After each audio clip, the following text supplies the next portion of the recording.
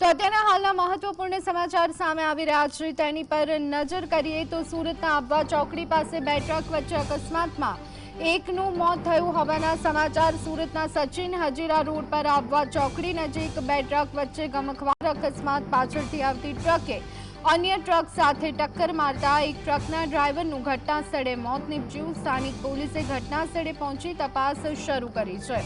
અકસ્માતનું ચોક્કસ કારણ જાણવા પોલીસે તપાસ હાથ ધરી છે। આ ઘટના રોડ સેફટી અને ટ્રક ડ્રાઈવરોની સાવચેતી પર સવાલ ઊભા કરી રહી છે।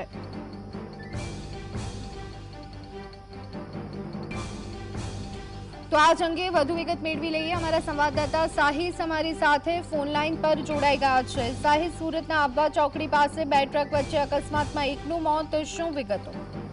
બિલકુલ ચોક્કસ અને ધોની સુરતના આબવા રોડ પરનો બનાવ જે છે તે સામે આવી રહ્યો છે, જેની અંદર બે ટ્રક વચ્ચે અકસ્માત સર્જાયો હતો અને અકસ્માતની અંદર એક વ્યક્તિનું મોત નીપજ્યું છે। ગમખ્વાર અકસ્માતને લઈને સ્થાનિક પોલીસ દ્વારા તપાસ શરૂ કરી દેવામાં આવી છે, પરંતુ પાછળથી જે ટ્રક આવી રહ્યો હતો તે કોઈ પણ બ્રેક માર્યા વગર સીધો અન્ય જે ટ્રક હતું તેની અંદર સીધો અથડાઈ ગયો હતો અને ઘટના સ્થળે ટ્રક ચાલકનું મોત થયું હતું। સમગ્ર ઘટનાને જોતા હાલ તો સ્થાનિક પોલીસ દ્વારા તપાસ જે છે તે શરૂ કરી દેવામાં આવી છે અને ટ્રક ચાલક ક્યાંનો હતો, કયા વતનનો છે તેની તપાસ જે છે તે હવે કરવામાં આવી રહી છે।